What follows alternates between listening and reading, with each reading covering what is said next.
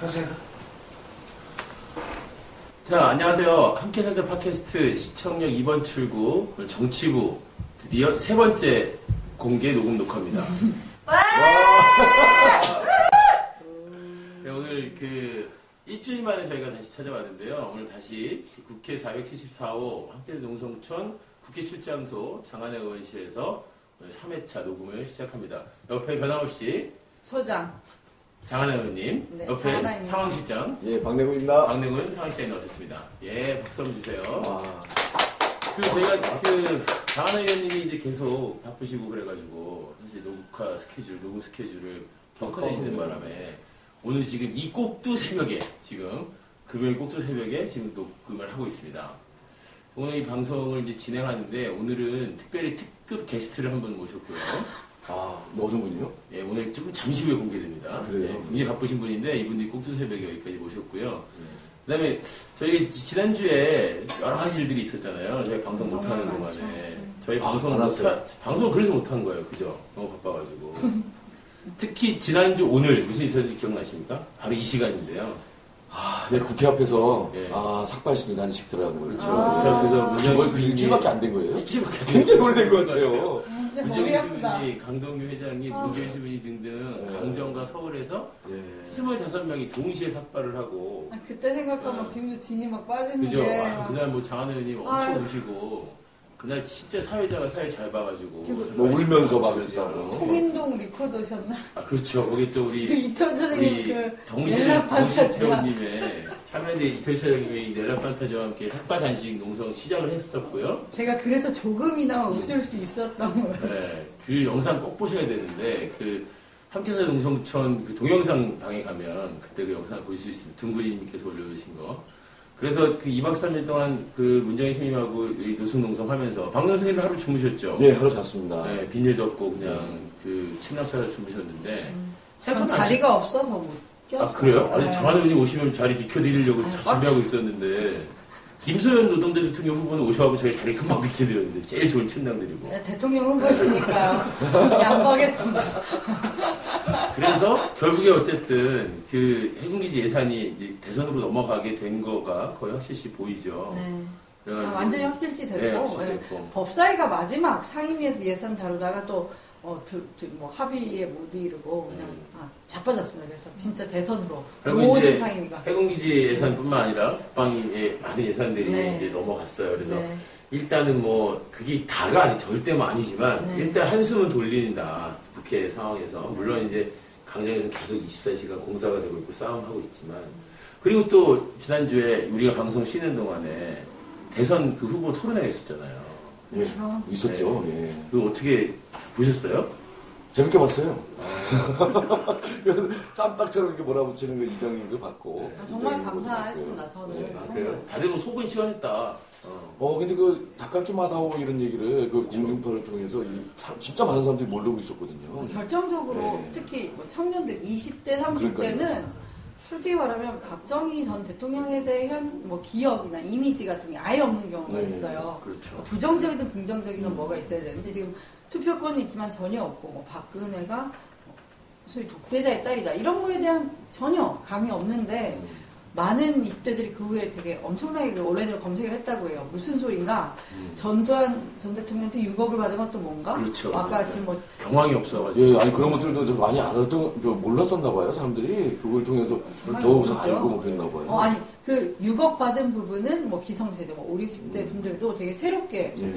충격을 받았다. 예. 이런 분들도 있었어요. 제 경우에는. 그래요. 그래서 요즘에 계속 저도 카톡이나 문자로 네. 후배들이 네. 오빠 제가 지금 경황이 없는데 6억만 꺼주세요. 이런 문자.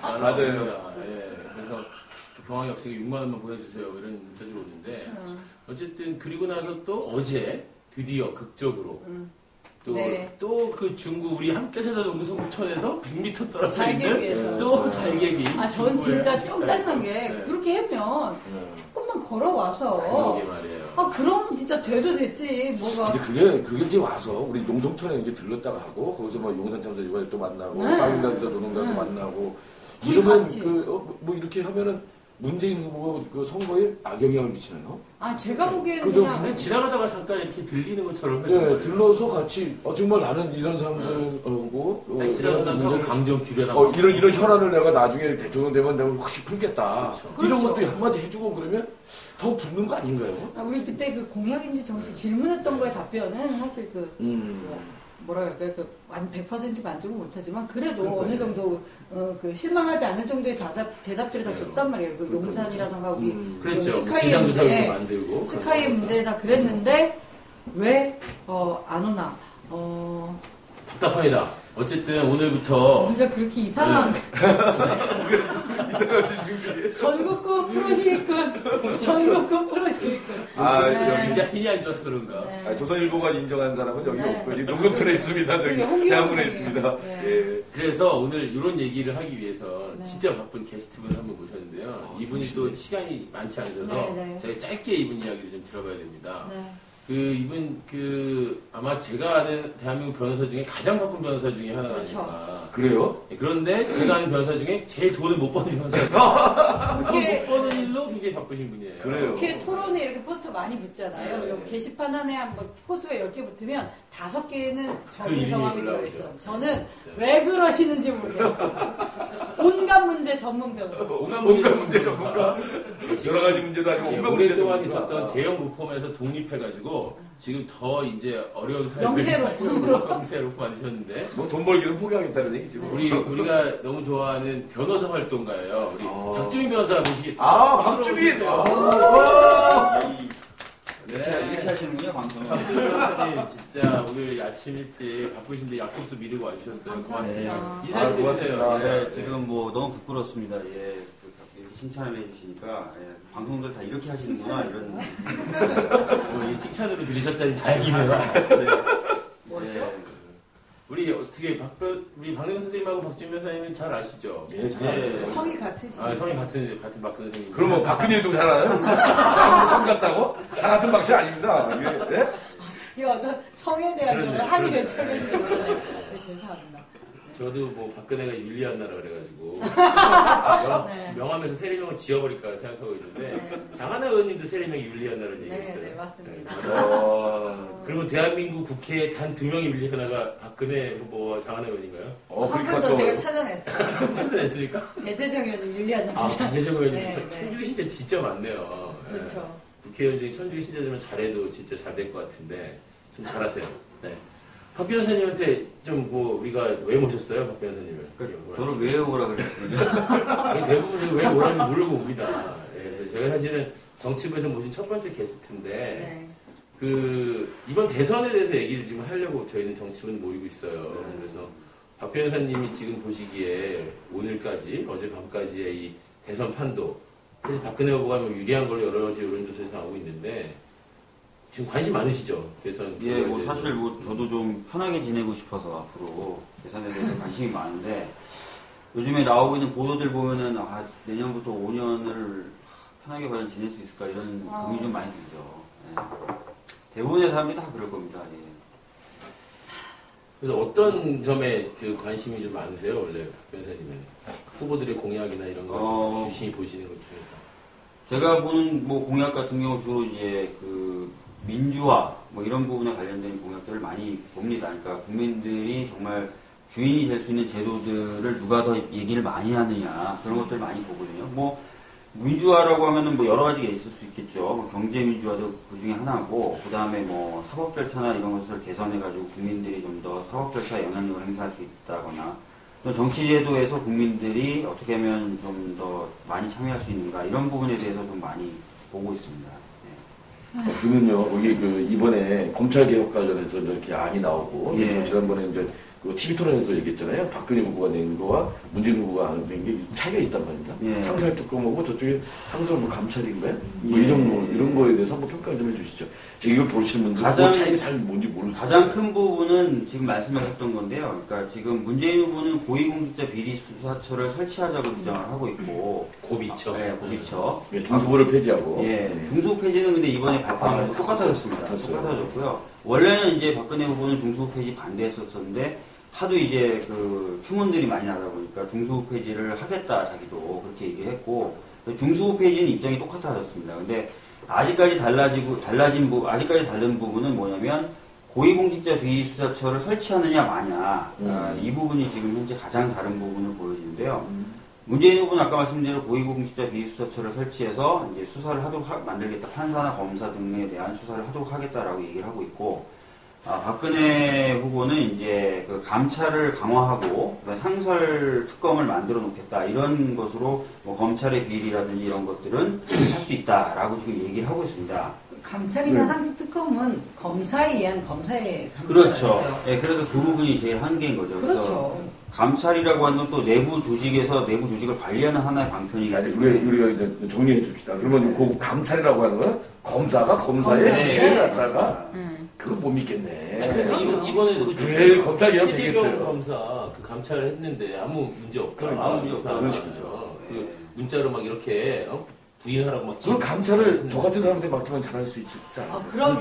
네, 그래서 그 진짜 잘하실 것 같아요. 그래서 반일했었어. 진짜 잘하실 것 같아요. 그래서 독립된 기관이 고위공직자 비수사처 설치하는 게 오히려 더 타당하고 맞는 거죠. 그렇죠. 근데 저는 검찰개혁 안중에서 요 근래 이제 딱 여기 터트리려고 할 때 막 검찰 난리가 났잖아요. 그렇죠. 뭐 성관계니 무슨 비리니 막 난리가 나니까 사실은 이제 내용 자체가 검찰을 어떻게 또 개혁하거나 검찰에 이걸 하는 걸로 내용이 갔는데, 그럼 예를 들면 이제 흔히 말하는 이제 정치검사 논란 있잖아요. 그렇죠. 사건, 재벌 사건이라든지 권력형 비리 사건에 대해서 제대로 수사 못하는 거. 이거는 사실 감찰 무슨 강화나 이런 걸로 해결이 안 되는 거 아니에요? 해결이 안 되죠. 네. 사실 그래서 검찰에 대해서 지금 그 부분 정치적으로 중립화시키고 독립화시키는 부분에 대한 공약들이 좀 있어야 되는데 거기서 이제 사실은 문재인 후보도 별 특별한 내용은 없었어요. 아니, 근데 책도 썼잖아. 문재인 후보 검찰을 말한다가? 그렇죠. 근데 그러다가 이번에 일요일 날 발표하면서 한 단계 좀 나갔었어요. 검찰 인사위원회에 외부 인사들을 끌어들여서 검찰의 어떤 그 인사위원회, 검찰총장 후보 추천위원회를 개방해가지고, 그러니까 시민들이나 국민들이 좀 참여할 수 있게 만들겠다고 조금 더 나갔고요. 박근혜 후보는 여전히 그 부분에 있어서는 뭐 전혀 진척된 바는 없습니다. 할 수 없죠. 네. 할 수 없죠. 근데 이제 뭐 좀 더 저희들이 바란다면, 뭐 참여연대나 이런 데서는 일부에서는 검사장 이상급의 간부에 대해서는 국민들이 좀 직선을 해야 되는 거 아니냐. 미국처럼? 네, 미국처럼. 맞아. 그런 얘기가 좀 되고 있습니다. 물론 이 부분에 대해서 걱정하는 분들도 있는데, 검찰이 사실은 행정관료 공무원들이거든요. 그렇죠. 이 사람들은 시험을 잘 본 거 말고는 어떤 정당성도 없어요. 그러니까 근데 그 사람들이 정말 막강한 파워를 갖고 있다는 거죠. 근데 지금 자칫하면은 지금 검찰청을 좀 외청으로 독립시키고 좀 독립된 권한을 계속 주겠다라고 하면 민주적 통제 없이 이렇게 독립만 시켜놓으면 독자적 권력으로 또 커나갈 수가 있거든요. 그래서 그 교육감 직선하는 식으로 이렇게 하면 안 되나요? 교육감 가지고 직선하잖아요. 네. 그죠? 뭐 도교육감들, 뭐 시교육감들 되게 직선하는 약간 좀 국민들이 아닌데? 이제 두려운 것도 있겠죠. 그러니까 이제 그 선거로 했었을 때 예를 들면 이제 검찰이라나 법조계라는 게 워낙에 전문적이라고 생각하니까 선거를 뽑았을 때 뭐 마치 실력이 없는 사람인데 인기만 많은 검사장 뽑으면 어떡하냐 이런 걱정도 있지 않겠어요? 사실은? 근데 뭐 교육감 같은 경우도 이제 물론 또 일종의 자격 조건이 있잖아요. 그런 것처럼 검찰도 뭐 자격 조건을 좀 법조 경력 같은 걸. 법조 경력 같은 걸 좀 주고 이런 식으로 하면은 괜찮지 않을까 싶고요. 하여튼 뭐 이번에 여러 가지 추문 덕분에 그 검찰 개혁안이 좀 탄력을 받았는데 이 추문이 터지는 배경도 좀 웃기더라고요. 성추문 같은 경우도 보면 검찰이 이제 대검에서 먼저 발표를 했어요, 형식적으로. 그래서 검찰이 좀 뭔가 좀 긴장하고 좀 하려고 하는구나라고 다들 생각했는데 제가 이제 좀 들어본 얘기로는 전혀 다르더라고요. 경찰이 그 정보를 미리 알았다는 거예요. 경찰이? 네, 왜냐하면 성폭력 상담소에 상담을 했는데 성폭력 상담소는 관할 경찰서들하고 다 연결이 돼 있어요. 그래서 여경이 찾아간 거예요. 그래서 고소를 해라, 고발을 해라라고 얘기가 조언까지 했고 그 과정에서 이제 경향이든 이렇게 좀 약간 진보적인 언론들도 소식을 다 알게 된 거예요. 그래서 문의 전화를 계속 한 거예요, 대검으로. 그러니까 대검에서는 어쩔 수 없이 큰일 났구나, 이거 빨리 제가 해야 되겠다 이렇게 좀 돼가지고 그 전에 그 비리 사건도 경찰이 먼저 맞아요. 수사하다가 검찰이 사실 이제 뺏어간 거잖아요. 그러니까 그래서 이제 고위공직자 비수사처럼 독립된 기관이 있으면 더 좋다는 게 이런 사건에서도 드러나는 거다 저는 이렇게 생각합니다. 20년 넘게 이제 검찰공화국이에요. 검찰이 완전히 저는 그 권력화돼 버렸어요. 그죠? 근데 그게 이제 노무현 정권 때는 사실 김대중 정권 때는 이제 검찰을 무서워요. 그게 그 눈치를 받고 노무현 정권 때 사실 이제 검찰 중립화 이런 것도 좀 해보려고 했잖아요. 근데 되레당했죠. 검사와의 대화 이런 거 되레당했죠. 그걸 왜 했는지 모르겠어요. 그 되레당하고 이런 건데 그 20년 동안 이렇게 권력화되어 있는 요 검찰을 정말 세게 조져야지 그나마 정상적으로 검찰 역할로 가지. 이거 기억나서 안 되죠. 민주당 당내에서는 검찰 개혁이나 이런 거에 대한 어떤 분위기가 그래도 있지요. 아니 좀 많았죠. 그리고 또 법사에 뭐 좀 뭐라 그럴까 그 스타급 뭐 박영선 의원, 박지원 의원 그리고 저는 뭐 개인적으로 뭐 유명한지 모르겠지만 박범계 의원님이라고 계신데 판사 출신. 네네 상당히 그 뭐라 그럴까 되게 지적이시고 하여튼 법사위 의원님들이 몇 명이 이제 라인업이 좀 저는 좋다고 좀 봐요. 그리고 한때 혼자 웃죠. 말을 하고 웃으세요. 네. 항상. 송호창 의원님 어디 계세요? 이 얘기하고 싶어서. 네. 송호창 의원이 원래 법사위였나요? 원래 네. 운영위원회 아니었나요?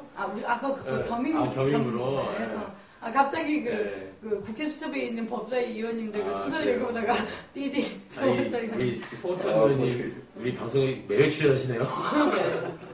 인기 의원님. 네, 오늘 뭐 그런 얘기 했다던데 송호창 의원님이 뭐 선거 전에 뭐 안철수나 무슨 이런 안철수 캠프에 있던 사람들이 뭐 직책 이런 걸 얘기할 때가 아니다. 뭐 지금은 선거운동에 뭐 이렇게 올인할 때다 이러면서 또 이제 문재인 선거운동 열심히 하겠다 이런 식의 얘기를 오늘 하셨다는 것 같아요. 네, 하고 보도나온 거니까. 저는 뭐 송호창 의원님이 다시 뭐 입당한다 안 한다에 어떻게 의미를 개인적으로 주시는지 전혀 모르지만 같이 함께해도 전혀 하되게 문제가 없다고 저는 생각이 들었죠. 아니 그 얘기 나와서 근데 박재민 변호사님도 송호창 변호사님 친하죠? 예, 뭐 개인적으로 친분이 있죠. 네. 예, 좋은 분이에요. 지금 이거 전화 아니 그러면 장한 의원님이 지금 안 좋다고 말하는 거 아니 지금 좋은 분이요 해놓고 저는 가만히 있었어요. 세 분이 갑자기 으하하 굉장히 진짜 문제적인데. 자, 이때 돌립시다. 네. 민주화 아까 민주화 얘기했었잖아요. 검찰 검찰만 개혁 얘기했었는데. 말씀드리자면 사실은 민주통합당이 늘 존재감이 없지요. 어떤 강한 어떤 이슈 파이팅도 못하고 또 새누리당하고 그냥 이게 야당 여당 갈라놓긴 하는데 그냥 거의 비슷한 정당 아니냐라고는 하지만 저도 그 전에 몰랐는데 가까이 와서 보니까 다른 점도 많은 정당이라는 걸 알았고요. 결정적으로 있어야죠. 검찰 개혁에 열을 올리는 거는 늘 검사들한테 당하는 당이에요. 예컨대 뭐 한명숙 전 총리님이나 박지원 원내대표나 언제나 그냥 늘상 3천만 원 받았지, 500만 원 받았지, 2천만 원 받았지, 그냥 일단 받았다고 해요. 한남이 뉴스에, 그러니까 새누리당의 정부 여당의 필요에 의해서 받았다 그러면 이제 뉴스에 나오고 무슨 저축은행 이렇게 하다가 몇 달 뒤에 무죄가 됐든 뭐가 됐든 그런 건 상관이 없는 거죠. 한명숙 전 총리님 그 서울시장 선거 때 얼마나 웃겼어요. 그러면 그게 다들 개인적인 구원이 있어가지고 검찰 개혁을 열심히 하게 되는 원인도 되겠네요. 추동력도 될 수도 있고. 이명박 정부의 이제 뭐랄까 해악 중에 하나가 권력의 사유화잖아요. 권력의 사유화에 가장 큰 기여를 한 게 나는 검찰이다. 검찰은 확실히 개혁을 해야 된다. 네. 그렇습니다. 그리고 실제로 재밌는 게 인적 쇄신도 거론하시죠, 문재인 후보님은. 인적 쇄신 해야 된다. 그냥 단순하게 제도만 바꿔서는 이게 안 된다라는 거예요. 인적으로도 좀 쇄신을 해야만 하나. 그러니까 그럼 어떻게 쇄신해요? 지금 있는 뭐 주요 간부들을 바꿔버리나요? 아니면 그 부분에 대해서까지 뭐 구체적인 내용은 오늘 후보님은 안 밝히고 계신 것 같은데 참고로 말씀드리면은 뭐 지난주였나요? 이번 주였군요. 이번 주에 이제 참여연대에서는 쇄신 대상 검찰 간부들을 발표했죠. 10명 발표했죠. 14개 주요 사건들과 거기에 관련된 지도부 라인에 있는 검사들 10명을 꼽았고요. 그래서 제가 보기에는 뭐 그 정도는 이런 말씀드리면 그분들은 좀 저를 아주 싫어하시겠지만 근데 뭐 검사 문제가 좀 있지 않을까 이런 생각이 좀 들어요. 검사 잘려도 뭐 변호사 할 수 있는 거잖아요, 다. 변호사도 못하게 바꿔 쓰는 거다. 근데 못해야 비위나 되는데. 이런 게 없으면 어렵겠죠. 아니, 어떤 나 범죄를 방금- 지은 이유로 잘렸는데도 변호사 할 수 있다고요? 예, 지금 현재로는 그게 이제 범죄다라고 보기는 어렵습니다. 이게 만약에 아니, 범죄로 잘리더라도 일정 기간 지나면 할 수 있죠. 네, 일정 기간 지나야 돼요. 범죄로 잘리면은 못 5년. 해요. 그걸 이제 박근혜 후보 같은 경우에는 그 2배로 늘리겠다 이렇게 얘기를 하는 거예요. 그 기간을 변호사로 할 수 있는. 비리라든지 이런 걸로 잘렸을 때 아예 변호사 못하겠으면 좋겠는데. 그냥 정권 교체를 해가지고 아까 말한 검사들 있잖아요. 이런 사람들 갖다가 다 법정에 세울 수 있도록 만들어야 됩니다. 그래서 정말 뭐 진상조사하고 다 특검도 들어가고 뭐 실제로 이렇게 해서 처벌할 것도 처벌해야죠. 여태까지 지 외압을 받았거나 어떤 정치적인 판단을 했거나 이런 것들이 있을 거라는 거죠. 그런 제가 용산 참사 때 가령 그 지휘했던 정병수.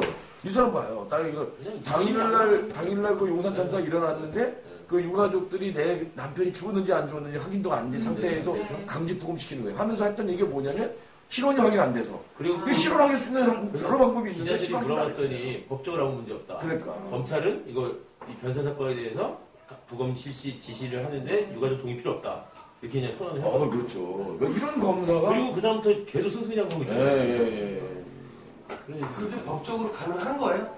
법적으로 뭡니까 저게? 법적으로는 가능하죠. 네, 법적으로 가능한데 이 답답한 얘기예요. 예, 왜냐하면 변사 사건 지휘가 검사가 지휘하게 되기 때문에 지휘권이 있어요. 전화 받았던. 근데 인지상정으로 유가족 동의를 받거나 다 이렇게 하죠. 절차를 원래 거치는 건데. 그러면 법개정이 필요하다고 보는 게 낫겠네요. 법개정이 해야 그렇죠. 그런 검시관법이라든지 이런 개정안이 사실 원래 있었는데 사실 17대 때부터 검시관법하고 우리가 이제 관련한 것들을 입법 활동했는데 사실 거의 논의가 진전이 안 됐죠. 진전이 안 됐었습니다. 아, 그럼 저희 방에서 하면 되겠네요. 아, 예. 우리가 함께 살자 법안을 넘어서는 또 그런 못다한 입법들을 또 앞에 농성촌 출장소에서 할 수도 있겠네요. 제가 요새 점점 소위 깔때기라고 하는 네. 자랑질하는 거에 막 점점 버릇이 들려와서 네. 이제 이러다가 곧 정치 생명도 사그라들지 않을까 싶긴 한데, 저 진짜 농담 아니고, 제가 뭐 300개 방을 다 네. 리서치 못 해봤지만, 474호가 뭔 일이 들어오면 그냥 차차차차 빨리 되는 방이에요. 이게 정말. 뭐 우리 부장관들이 일 잘해가지고. 고등학생 일을 많이 시켜. 제가 좀 비속어를 속아서 제가 지랄지랄하니 그러는데, 진짜 일이, 그냥 만나면 저도 못 견뎌서 그냥 빨리 뭐라도 하고 빨리 법안도 내고 빨리 또 내고 끝나는 걸 되게 싫어해요. 그러면 제가 고래법 할 때 있잖아요. 제가 포괄문제법 할 때 국토교양 상임위원님하고 농림수산식품위원회 위원님들 방으로 고래 엽서 보내, 고래 밥 보내 가면서 법안 심사하기 전에 옆에 소회실 가서 의원님 전데요 바쁘신데 죄송한데 이게 외국에서는 뭐 포경이 안 되고 뭐 그냥 할 것까지 다 해보는 거예요. 근데 결국 계류됐는데 여기서 놀라운 것은 이거 완전 곁다리인데 좀 축하를 해주시자면 농림수산식품부의 업정책국장인가가 왔다 갔다 하면서 이제 올 겨울에 국제포경위원회에 과학적 포경 재개하겠다고 보고할 거를 취소했다면서. 우와, 확 하셨네요. 그럼요. 그래서 제가 고래 수억 살렸습니다. 네. 그래서 고래들은 그걸 알까요? 네. 고래고기 애호가들이 아마 네. 장안에 괜찮을 그렇죠. 수도 있겠습니다. 울산 장생포 주민들이 한번 또 여기 와가지고 또 서로 빅파이트 한번 했었는데 저는 네 뭐 그래서 이거 뭐냐 지난 일이지만 어쨌든 왜 이런 상황이 검시관법. 사실 검시관 얘기 해내겠습니다. 좋아요. 검시관법 우리가 법안이 있는데 장하나 의원실에 줄지 안 줄지는 제가 논의를 좀 해보도록 하고요. 우리 박 변호사님 이제 가셔야 되는 시간이라서 제가 개인적으로는 다음에 저희가 우리 팟캐스트 할 때 표의 자유 또 전문가잖아요. 우리 박 변호사님 선거법 전문가인데 그런 얘기 한번 모셔봐도 될 것 같아요. 선거법 얘기하면 할 얘기 많잖아요. 선거법 얘기하면 개거품 물죠, 제가. 그러니까. 이거 한번 개봉 조금만. 대선 전에 한번 지금 한번 조금만 개봉. 뭐가 제일 문제니까? 아니 지금도 드러나는 게 예를 들어서 안철수 전 후보가 문재인 후보를 지지할 때 제일 걸림돌 되는 게 선거법이에요. 할 수 있는 게 사실은 없어요.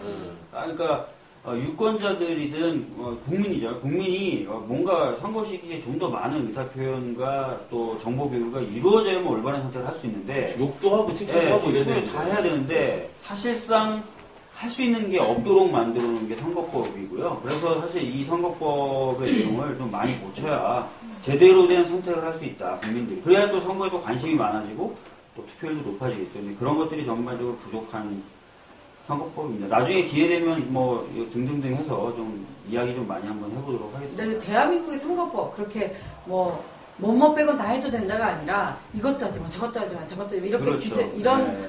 다른 나라의 사례 본 적 있어요? 아니 없습니다. 사실 뭐 미국이라든지 이런 영국 같은 영미법 계열의 국가들은 당연히 없고요. 제가 알기로는 그 독일 같은 나라도 실질적으로 거의 규제하는 규정이 없는 걸로 알고 정말 있습니다. 독창적인 선거 문화. 아니 그러니까 이제 그게 그거잖아요. 또 그 범위도 굉장히 넓고 기간도 길고. 그렇죠. 예. 선거는 180일 아닌가요? 예. 그죠? 그러니까 제가 이런 표현을 합니다. 딴 데 가서 최근에 표현의 자유를 가장 크게 옥죄는 법이 무슨 법인 것 같냐라는 질문을 던지고 저는 항상 그 답을 뭐라고 얘기하냐면 선거법이라고 얘기해요. 왜냐하면 선거법이 사전선거운동을 처벌하는 규정이 있음으로써 정치적인 의사표현을 사실상 우리나라는 매년 거의 선거거든요. 그래서 올해는 두 번 있어요. 올해 두 번. 네, 거의 한두 번씩 있어요. 그래서 거의 뭐 모든 기간을 선거운동 기간 전후로 규정하면서 처벌해요. 그래서 가장 그 대표적으로 요즘에 표현의 자유를 옥죄는 법이 공선법이 돼버리고 있습니다. 공직선거법. 네, 아니, 공직선거법. 밥 싸먹이고 돈 뿌리는 거는 좀 제대로 잡았으면 그렇죠. 좋겠어요. 저런 거는 해야죠. 그렇죠. 그러니까 뭐 말도 못하고 예를 들면 아니 무슨 신문 같은데 무슨 자동차 이런 것도 다 이렇게 왜 등수 매기잖아요. 어느 차가 제일 좋다 이런 식으로. 근데 후보자에 대해서 공약에 대해서 얘기하지만 어느 후보의 공약이 제일 낫다 이런 얘기를 할 수 없다라는 맞습니다. 것이 언론의 기능도 완전히 옥죄는 거라고 저는 뭐 생각합니다. 실내에서 뭐 하고 그럴 때는 뭐 이렇게 해도 되는 거 아니에요? 실내에서 이렇게 확성기 되고 하고 그 집회에 대한 건데요. 집회에 대한 것도 사실상 금지돼 있죠. 네. 선거에 네. 영향을 미칠 목적의 집회는 전부 금지가 돼 있고. 그러니까요. 이거 선거법 어떻게 공직선거법 개정안은 발의를 했죠? 개정안은 그러니까 18대 때도 저희가 한번 올렸었고 19대 때도 개헌하자마자 이제 저희가 이제 임수경 의원실을 통해서 올려놨습니다. 저희라고 여기서 표현하는 건 이제 유권자 자유 네트워크 유자넷이라는 데를 해서 올려놨는데 지금 뭐 안 되고 있습니다. 근데 아마 이것도 반드시 해야죠. 저는 이번에 첫 연장을 포함해서 네. 선거법 그러니까 약간 반성되더라고요. 그러니까 왜 이거를 선거 이렇게 앞두고 우리가 그러니까 이 캠페인을 했을까? 그래서 어쨌든 이번 대선이 어렵더라도 대선 이후에 선거법 개정에 대한 진짜 집중적인 활동을 좀 해야 되겠다 이런 네. 생각이 좀 들더라고요.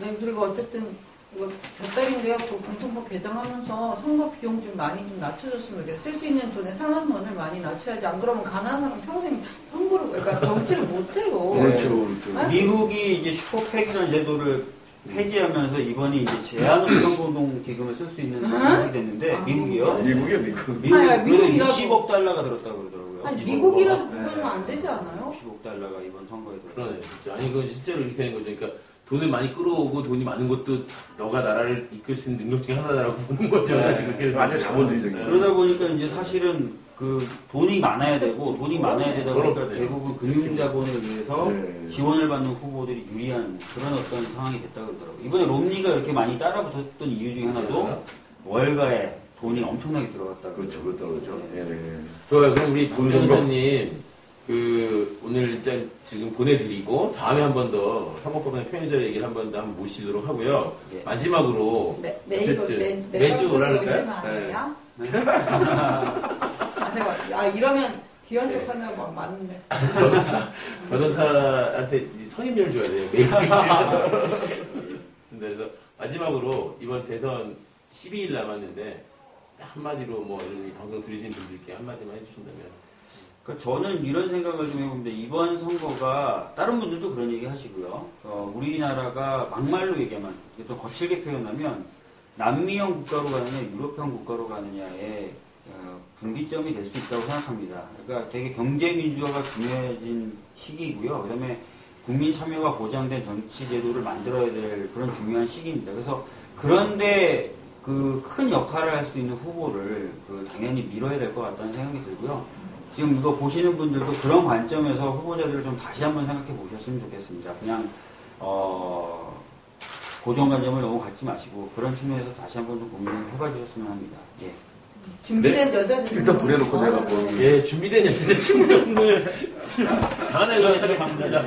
우리 박 변호사님 짜증나서 가시고요. 조심히 가시고요. 아 이거 100% 웃기려고 했어요. 저희 우리 다음에 다시 와이파이에서 한번 만나요. 그 남미형 국가, 유럽형 국가, 그거는 좀, 나는 사실 그런 패러다임은 별로 마음에 안 드는데. 남미 국가든 유럽 국가든 저는 그 진짜 남미형 국가, 근데 이제 그게- 남미 국가들이 많이 변하고 있어서. 변하고 있지만 이제 그 흔히 생각하는 전형적인 모습이니까요. 그 이전에, 지도자, 그 이전에 남미. 뭐 이렇게 강력한 얘기하는데 지도자가 모든 것들 통제하면서 어떤 데 잘 되고 어떤 데 안 되고 뭐 이런 걸 얘기하셨던 것 같은데 박 변호사님 안녕히 예, 가세요. 안녕하세요. 고맙습니다. 지금 변호사님 바쁜 시간에 되게 출연료도 없는데 정말 감사드립니다. 이제 우리가 남은 시간에 이제 그 좀 더 이 선거 이야기를 좀 마무리를 해야 될 텐데. 저 그 얘기 좀 하고. 네, 말씀하세요. 박근혜 후보가 네거티브 하지 말자, 뭐 색선전 이런 거 하지 말고 막 얘기했잖아요. 네. 근데 일단은 저는 물리적으로 불가능하다. 박근혜 후보에 대한 어떤 얘기를 해도 어두운 거밖에 없는데 흑색선전 하지 말라 그러면 자기에 대해서 얘기하지 말라는 거예요. 그러니까 아니, 근데- 박근혜를 빼고 얘기하고 여기까지 그렇죠. 공약이나 정책에 대해서 얘기하면 다 좋은데 그냥 그래도 어떻게 상대 후보에 대해 얘기를 안 할 수가 있겠어요. 그러니까 말이에요. 근데 나 이거 사람들이 잘못 알고 있는 것 같아. 네거티브 뭐 이렇게 하니까 이게 이제 네거티브 하자는 게 이제 네. 비방하거나 그리고 근거 없이 비방하거나 뭐 이렇게 이런 것들 하지 말아야 되는데 근거 없이 비방하거나 정책을 갖고 비판하고 그 사람의 경력의 이력에 대해서 그렇죠. 사실 갖고 비판하고 그렇죠. 그런 거 없으면 뭐 하자는 건데. 아니, 모든 뭐 근거를 차이를 가지고 드러내야 되는데. 사실을 묻는데 그 자체가 너무 더럽고 지저분하면 그러니까 우리가 그거 안 묻고 그러니까요. 개인적 비리나 개인적인 것들을 안 묻고 대통령 뽑아가지고 이명박 돼가지고 이 고생하고 있는 아니 건데 그래서 사실은. 그런 거 싫었으면 네? 그런 거 싫었으면 대통령 안 나왔으면 되잖아. 지금은 사퇴하면 그렇죠. 되잖아. 아니 대통령뿐이에요. 사실 아니, 사퇴 장관이나 무슨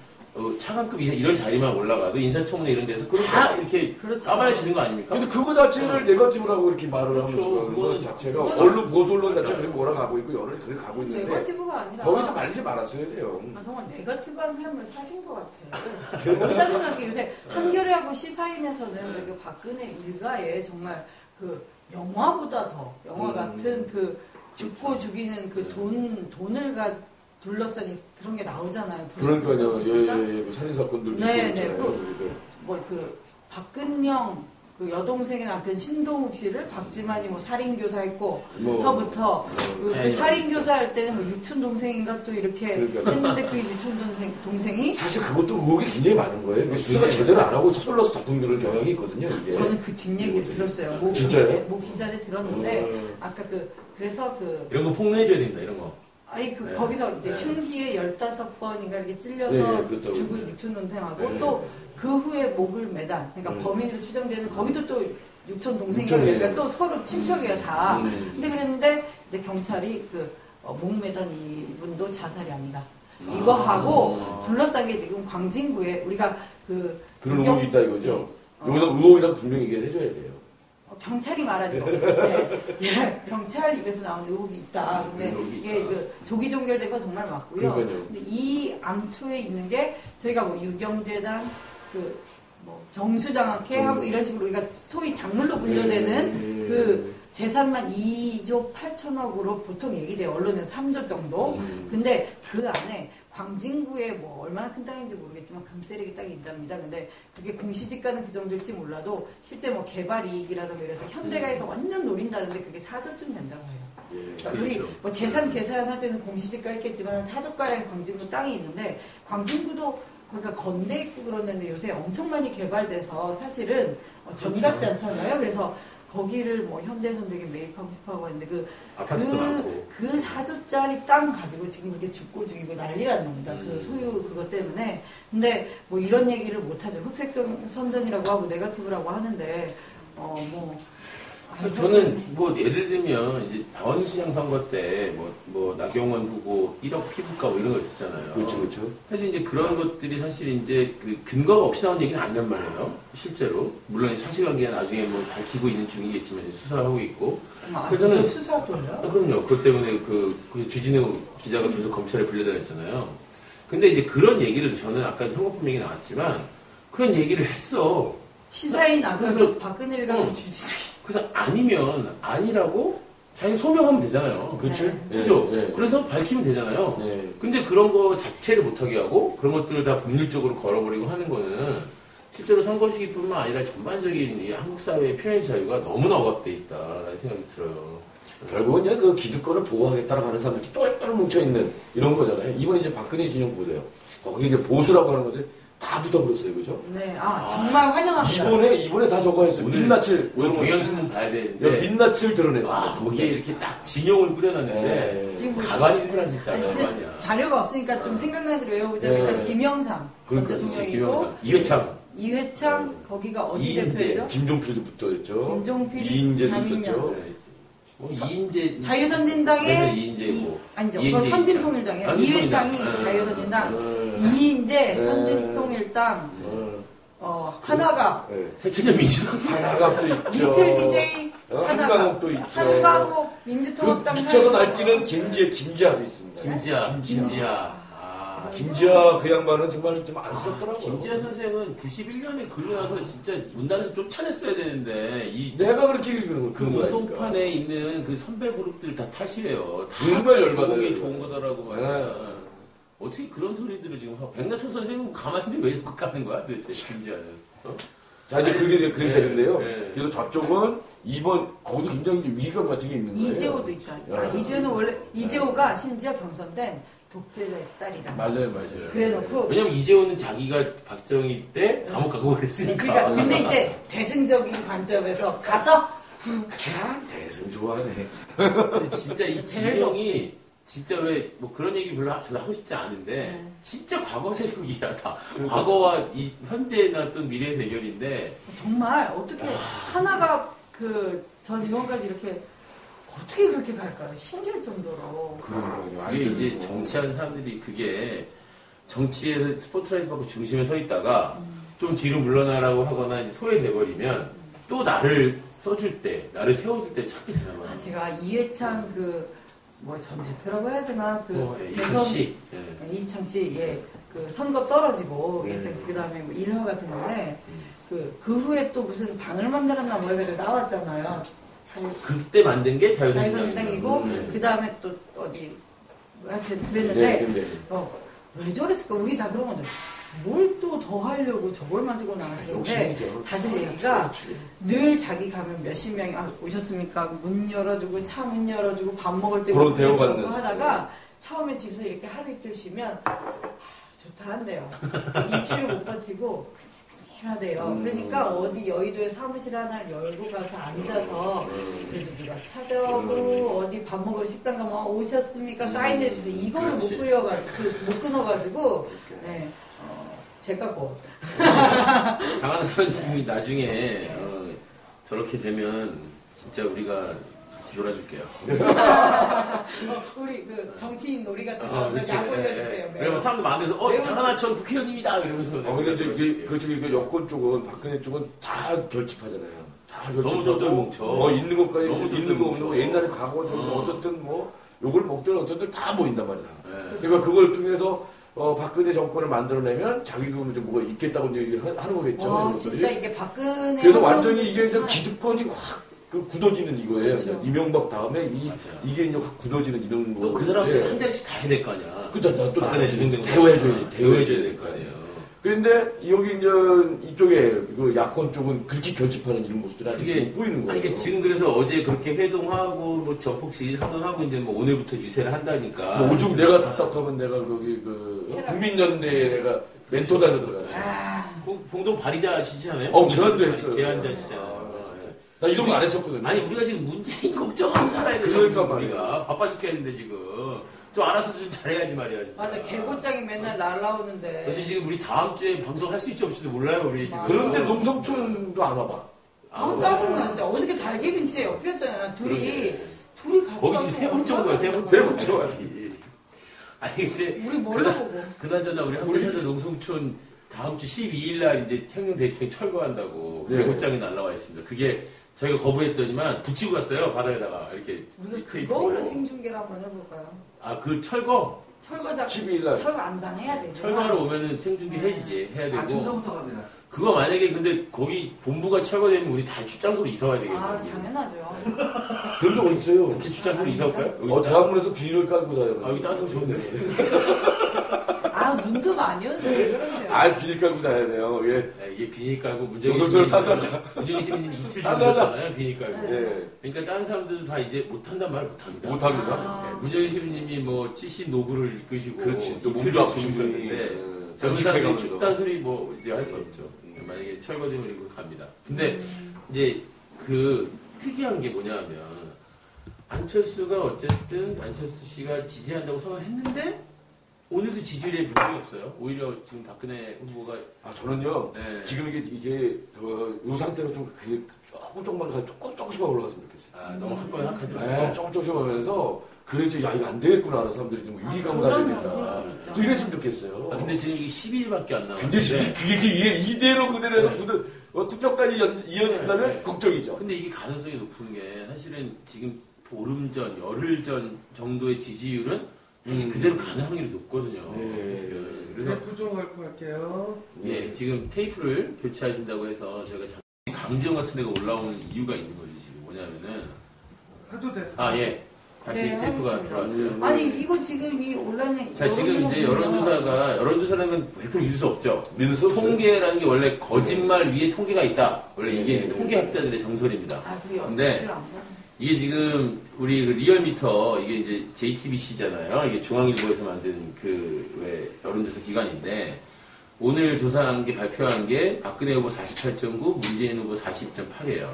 여기서 이제 희한한 것 중에 하나가 TV 토론도 안 나왔던 강지원 후보가 2.4%로 나왔어요. 근데 이런 것들이 사실 이제 여러 가지 이제 뭐 안철수를 지지했던 분들의 성향 이런 것들이 나타나는 걸 수도 있겠다고 보여지거든요. 예. 아니 근데 어떻게 어제랑 근데 상당히 차이가 걱정, 없을 수가 있어. 걱정되는 걱정이 상황입니다. 되고 있습니다. 상황이고 네. 오늘 좀 그 부산에서 문재인 안철수 같이 이제 합동 유세를 하잖아요. 네. 오늘 오늘 뭐 야권은 아주 부산으로 총출동하는 네, 거예요. 그러고 나서 또 이제 어떻게 될 건가 이제 봐야 되는데 어쨌든 야권이 이대로 가면 이제 뭐 문재인 후보가 이제 패배할 가능성이 상당히 높아지는 이런 거다 이제 보여지고요.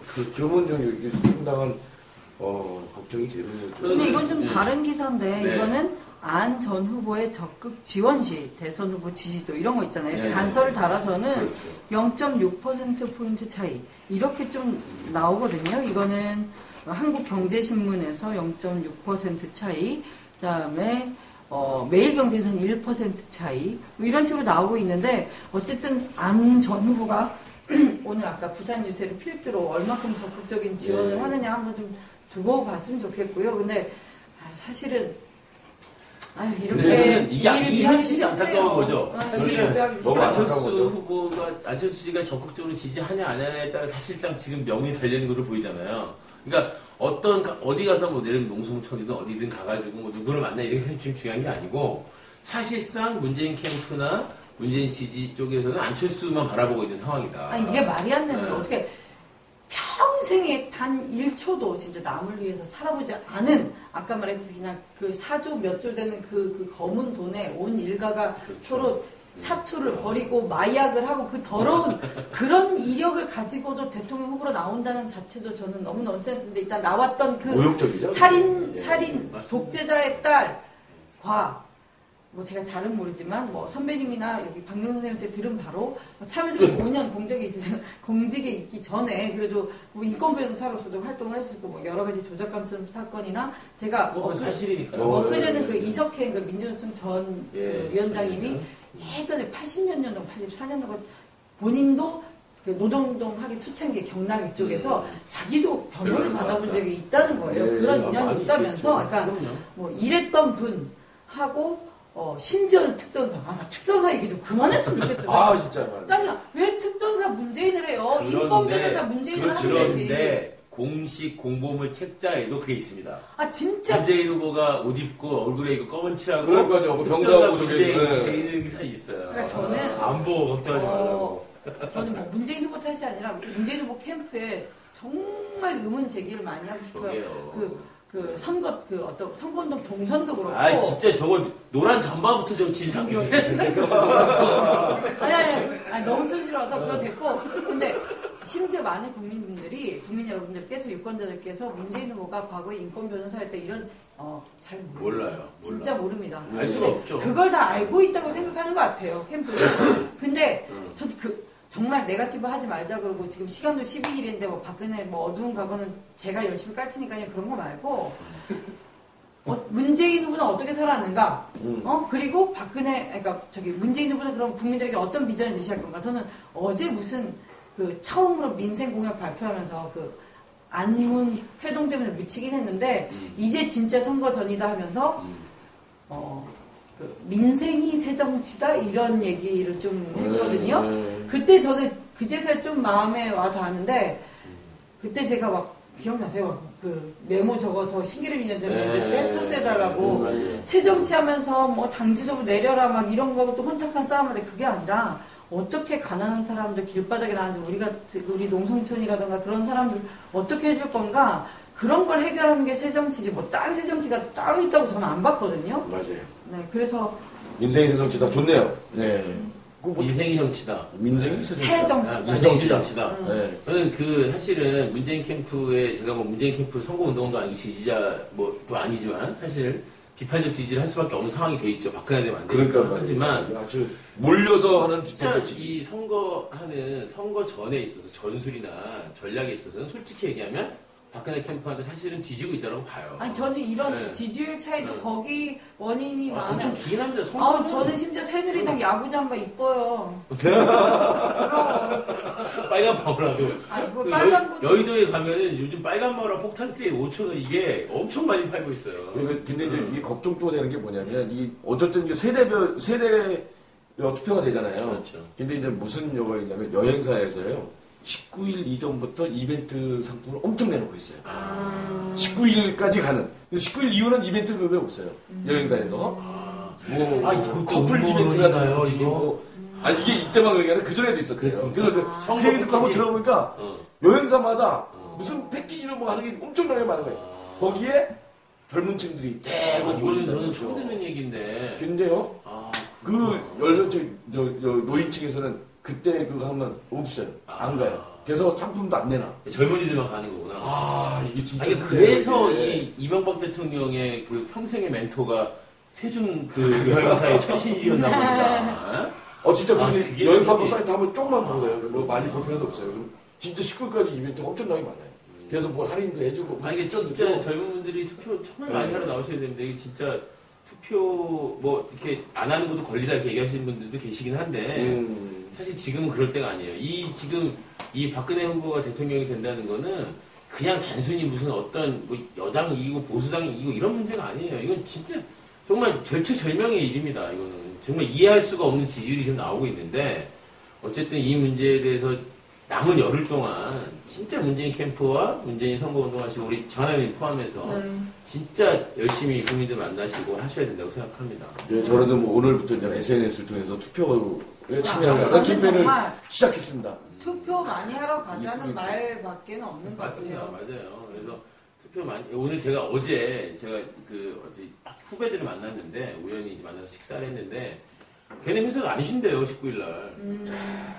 안 쉰대요. 그리고 무슨 이제 발주 받아놓은 일이 있어가지고 시간을 맞춰야 되니까 회사가 쉴 수가 없다는 거예요. 그래서 자기는 뭐 아침 일찍 가서 투표하고 출근하겠다. 근데 이게 오늘까지 그 전날까지 결심이 그렇게 있을 수 있어. 그렇죠. 근데 아침에 늦잠 잤어. 그 전날 술 먹고 안 돼. 술 먹으면 절대 안 돼. 일찍 자야 돼. 일찍 자야 돼. 늦잠 자가지고 18년 술 안 먹기. 출근 시간 만약에 간당간당한데 그 아침에 또 줄이 길잖아요. 투표소원에. 가가지고 한 20, 30분 기다려야 될 텐데 그거를 못 하는 거지. 그러니까 이게 진짜 이 당일날 전날까지 마음 먹었다가도 아침에 진짜 늦잠 자가지고 못 하는 사람도 상당할 거란 말이에요. 그렇죠.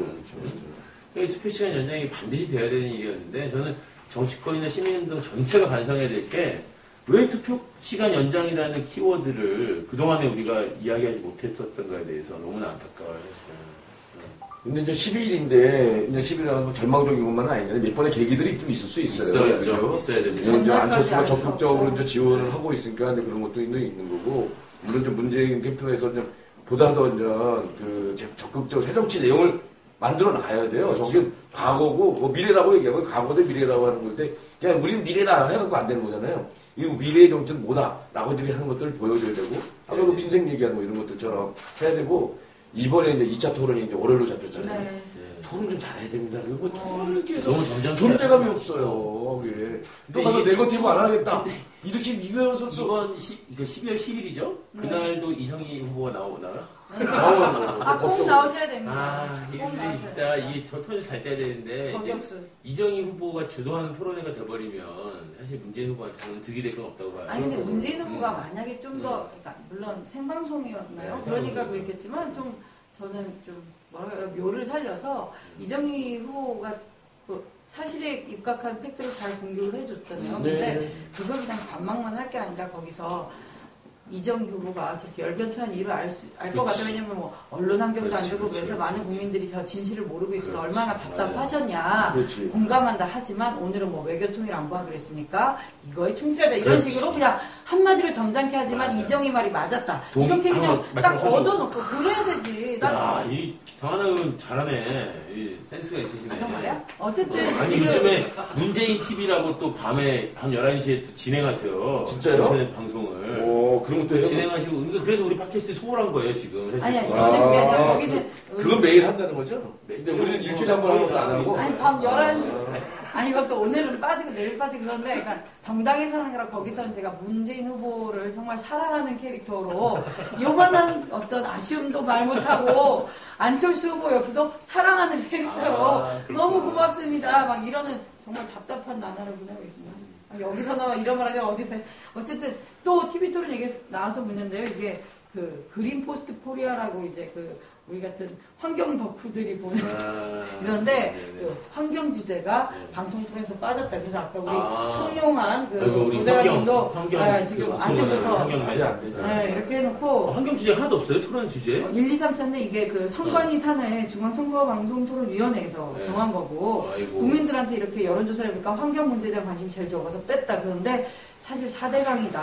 4대강 때문에 이제 자기네들 박근혜가 불리하니까 뺀 그렇죠. 거다 해야지. 솔직해야지. 원전 문제가 이렇게 만약에 설문을 했다면 국민들이 중요하게 여길 텐데 그냥 환경 이렇게 뭉뚱그려서 해가지고 안 됐고 그 문제가 아예 빠져. 그러니까 먹고 살기 힘든데 뭐 환경까지 생각하면 요리요리 없는 거잖아요. 아니 일본 같은 데는 지금 선거의 완전 핵심 구호가 핵이냐 탈핵이냐 이거 갖고 지금 선거가 가주되고 있는데 아니 중요한 문제가 공식 토론에 TV 토론 주제에 없다는 거는 너무나 놀라운 일이고 이건 진짜 믿어지지가 않습니다. 사실은요. 함께 살자 농성촌도 토론 주제에서 아이 스카이트 얘기가 없어요? 근데 사실 조선일보도 안 보나? 진짜 답답하다. 지난 토론회 때 사실 제주행기지 얘기 나왔는데 그냥 시간도 잘라버렸잖아요.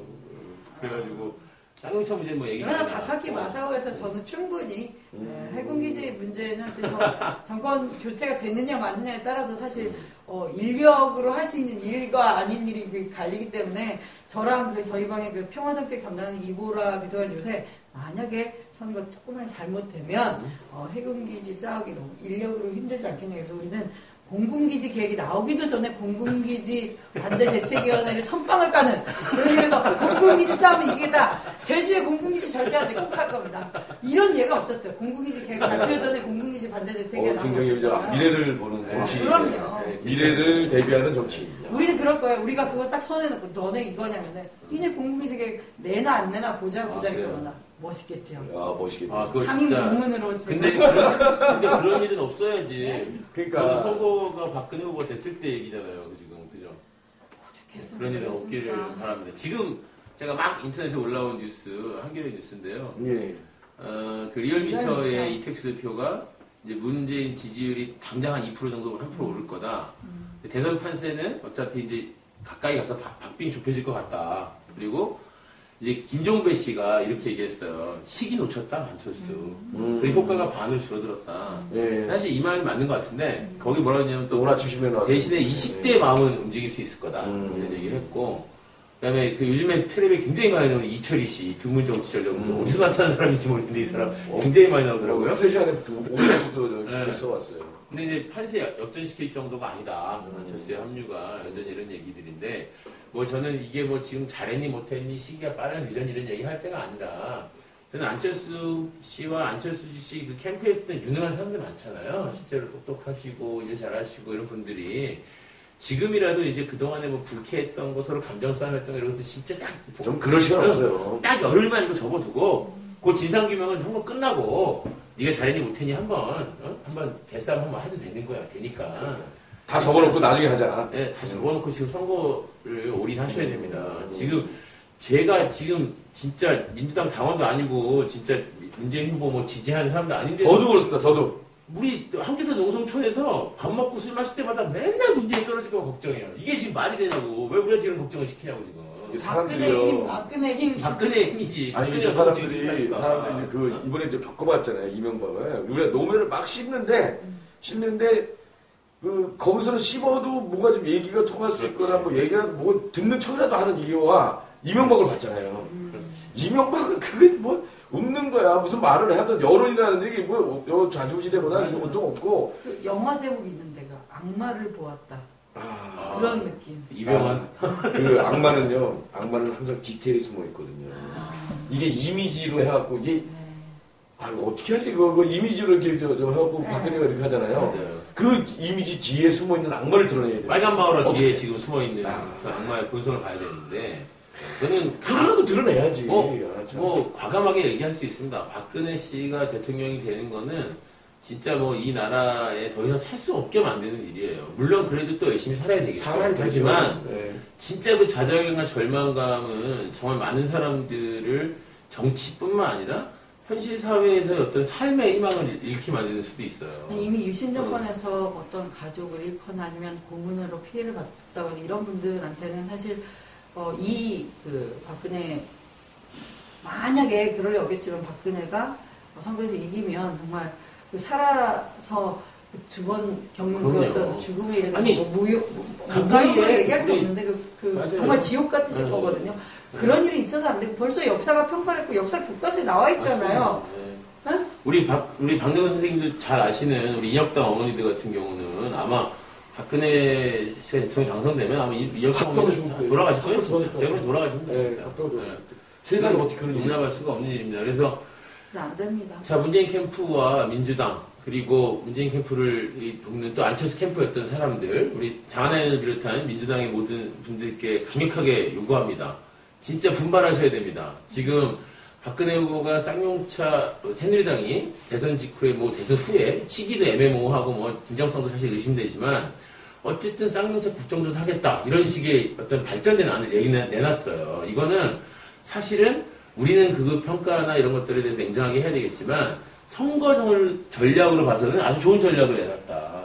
그래서 문재인 후보가 실제로 이렇게 사람들의 마음에 어쨌든 이 희망을 좀 주고 기대를 줄 수 있는 것들을 지금부터 해내야 된다. 어저께 공약 민생이 새 정치다 하면서 발표한 거 4개, 처음 발표한 4개가 무상무육하고 반값 등록금 실현하는 부분, 그리고 초중고등학교 때까지 이제 교육 전액 무료로 하는 부분, 그리고 1년에 치료비? 보험료, 치료비 100만 원, 치료비 상한가 100만 원. 그런 공약 진짜 괜찮았던 것 같아요. 그러면 저는 그런 거 갖고 진짜 치고 나가야 된다. 치고 나가야 됩니다. 이게 이제 저쪽에 있는 저기 좀 맞춤형 복지 얘기하잖아요.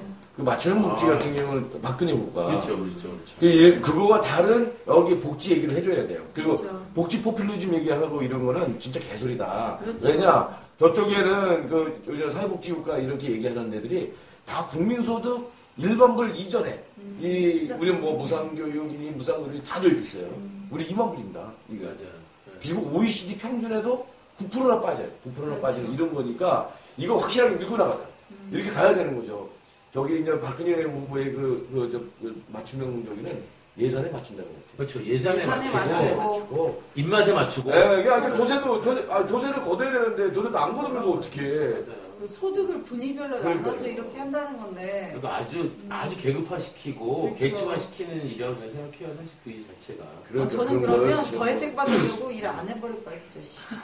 아니 그게 새누리당이 무상급식 반대했던 게 사실 그거잖아요. 그러니까요. 이 계층화에 대한 얘기였던 거고 예산에 얘기했던 건데 그래서 우리 집이 얼만큼 가난한지를 계속 보여주고 검증해야 되고 서류 때 가야 되고 그걸 어릴 때부터 계속 평생 그걸 해야 된다는 건데. 그리고 아까 빠뜨린 게 이제 월세 바우처라고 표현을 하는데, 이제 주거비랑 어떤 월세 같은 것도 반으로 줄인다 이런 게 있고, 또 하나 더 있는데, 그건 정말 기억이 안 나네요. 하여튼. 그러니까 과감하게 어쨌든 그런 부분에서 차별화 전략을 찾아야 된다. 맞아요. 걱정인 것은 치고 아무리 나가도 언론에서 안 받는다는 거야, 이런 부분. 이게 진짜 이 걱정하는. 그러니까, 어쨌든, 후보의 입으로 나가야죠. 그러니까 후보가 다 브리핑을 어제 했는데, 안 다뤄줘요. 다음 TV 토론이. 그게 어쨌든 언론에서는 안 다루면 이걸 열심히 그러니까 10일날 2차 토론회 때는 그런 차별화를 확실히 보여줘야 돼요. 그렇죠. 사실 외교안보 전략이나 여기서 사실은 이제 뭐 더 보여줄 수도 없고 사실은 뭐 이미 드러나 있는 건데 민생 복지 이런 이야기 할 때는 진짜 박근혜 후보의 그 진심이 없는 얘기들 할 거 아니에요. 사실 나와가지고 안 볼 때는 진심 얘기 했을 수도 있지. 진짜 막 뭐 통일 고착시켜야 되고 이렇게 생각하는 사람이니까. 그러니까 통일 고착. 아니 분단 고착시켜야 되고 그 사람이니까. 그런데 수도 있었어. 민생 복지 때는 저는 어쨌든 박근혜 진심이 없는 얘기들이 써준 얘기 읽을 거란 말이에요. 또 한 번. 문재인 후보가 이때는 정말 공격을 잘해줘야 되고 자신의 그 비전을 좀 보여줘야 됩니다. 많이 좀 다 아시겠지만 지금 새누리당이 다수당이잖아요. 그래서 지금 공약으로 뭐 내세운 것들 이런 것들이 마음먹으면 벌써 다 할 수 있었던 건데 그랬던 거죠. 대선 뒤에 한다고 사기치고 있는 거 그거 하나 하고 또 이거 맛배기로 얘기 드리면 아까도 계속 얘기하고 있지만 우리 그 평화정책 그러니까 해군기지 문제 비롯한 평화군축 담당하고 있는 이보라 비서관이 우리 사실 해군기지 예산 전액삭감 때문에 지금까지 해군 예산만 원포인트로 사실 공략하고 얼마나 작업 많이 했습니까? 근데 요새 약간 짬이 나셔서 이분이 입사 6개월 만에 드디어 약간 이제 그 승고를 일하고 있어요. 그러면서 되게 바쁘지만 그래도 귀신이 몰랐지. 네네. 근데 그러면서 요새 이만한 다른 국방 예산도 천천히 한장에 보시더라고요. 그걸 또 해볼까 하다가 드디어 몇 개 나왔는데 자기가 굵직한 거 10꼭지에서 2조는 아낄 수 있겠다가 나왔어요. 제가 곧 이 엄청난 거가 이게 대선 전인지 후가 될지 모르겠는데 갖고 나왔는데 예컨대 그 국제 무기 그 공정 거래가 그 리스트 같은 게 있다면 국제적으로 통용되는 그래서 거기에서 시세가 한 4억짜리인데 이번에 방사청 예산에 1,000억 한 개에 1,000억씩 구매하겠다 이렇게 예산 책정된 게 있답니다. 어마어마하지 않습니까? 엄청나게 잡았네요. 엄청나게 잡았네요. 아니 연봉 어떻게 그렇게 하고 연봉 4천만 원짜리 엄청나게 비서관이 말이에요. 2조를 아낀다는 이런 아름다운 아껴질지 말지 모르겠지만 저도 궁금한 게 그 정말 국방 예산 얼마나 엉망진창으로 집행되고 아무도 감시하지 않고 진짜 우리 국방위 위원실도 아닌데 맨날 국방위 상임위원장 들락날락하면서 자료구에다 하는 거거든요 사실은. 근데 그 전에 국방위 위원들이 있었어도 그것까지 안 잡아냈던 거죠. 이렇게 줄여버리면 이게 우리 사회복지 다 할 수 있어요. 불평 다 할 수 있죠. 그럼요. 할 수 있습니다. 정말 그거 감시도 제대로 못하고. 그래가지고 하여튼 비서가 없어서 손전등 지중화를 못한대잖아. 어머머머머. 그래서 이번 선거 우리 마무리해야 되잖아요. 우리 장하나님이 또 저기 부산 가신다면서요? 네네네. 혹시 그 문재인 안철수 유세 거의 동참하러 가십니까? 네, 거기서 이제 또 부산이고 하다 보니까 제일 새를 많이 보여준다 그래서 꼭 오라고. 네, 많이 가시고 그래요. 잘하셔야 돼요. 오늘 내일 잘하시고. 제가 당에서 그런 행사를 많이 빠지는 편이라 오늘 꼭 가려고. 그래요? 학교에서 농성촌에서 부르는 행사는 잘 오시던데. 그럼요. 네. 박세원 대표님이 그게 꼼꼼하셔요. 이제 출석 체크하시고 시간 좀 늦으면 막 뭐라 하시는데 제가 늘 의원총회 하면은 진짜 체크하세요. 자, 그럼 우리 마무리하면서요. 이렇게 하죠. 우리가 다음 이제 그 토론회 다음 우리 팟캐스트 방송 때 또 이제 대선 전에 이제 좀 자주 방송해야 될 것 같은데 그 계속 대선 이야기 할 겁니다. 그래서 대선 이야기 하는 속에서 우리가 여러분들의 목소리를 들어서 주문을 이제 해야 되는 거죠. 문재인 캠프에. 우리는 장하나가 있지 않습니까? 그렇죠. 장하나 의원이 그 통로 역할을 해주셔야 되니까. 그렇습니다. 그래서 오늘 이렇게 주문을 좀 어떨까요? 우리 주문을 제가 이제 제안하는 게 우리 12월 12일 날 대학문에서 합시다. 12. 12월 철거하는 날? 철거하는 날. 12이기도 하고 철거하는 날. 아, 좋네요. 오늘이 평택 개고장인데. 오늘이요? 네, 제가 평택은 뭐 그래도 괜찮을까요? 평택은 괜찮을 거예요. 근데 왜냐면 박근혜 후보가 거기 좀 있으면 갈지도 모른다는 얘기가 돌고 있잖아요. 그렇게 따지면. 그러면 좋아요. 그 시간이 어떻게 될지 모르겠지만 그러면은 이렇게 하죠. 되든 안 되든 어쨌든 만약에 누구라도 셋 중에 하나가 일정이 생기더라도 12월 12일 12시 대한문. 12 12시에 대한문에서 팟캐스트 12. 정치부 함께하자 팟캐스트 시청역 2번 출구 4회 녹음하도록 하겠습니다. 네. 재밌는 얘기가 참 많은데 아쉽네요. 그래요. 재밌는 얘기를 좀 다음부터 잘 정리하셔야고요. 미리미리 좀 이렇게 좀 공유해주세요. 재밌는 얘기 맨날 방송 끝나고 재밌는 얘기 재밌는 얘기 쌍용차 그 보강공사 한 부분 그렇죠. 근데 너무 추워서 걱정돼 죽겠어요. 그래도 춥죠. 우리 어제 그래도 보강에서 좀 더 안심해요. 되게 짠한 게 최병승 동지 있잖아요. 울산에서 저한테 막 어제 눈 많이 왔는데 쌍용차 어떻게 해보라고 문자 저한테 오고 진짜 평택만 걱정하셔요. 그러면은 최병승 동지한테 저기 문기주 지회장이나 한상민 지부장 전화번호 알려줘요. 통화만 하라고. 그렇게 못참되면 되지 뭐. 아, 그냥. 우리 어저께 문기주랑 통화했거든. 어떡해.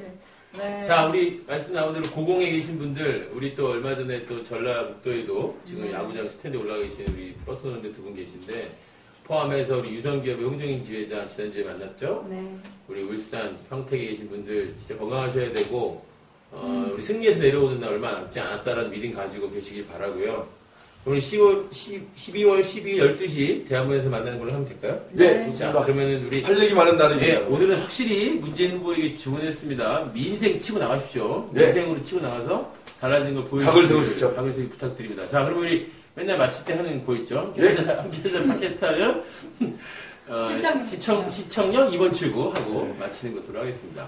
자, 함께해서 팟캐스트 다시. 함께해서 팟캐스트 하면 시청력 네, 알았습니다. 네. 하면 한나 하고 자, 함께해서 팟캐스트 시청력 2번 출구. 예, 다음 여전히 어색해요. 11일 만나도록 하겠습니다. 감사합니다. 고맙습니다. 네. 시청력 기호 2번.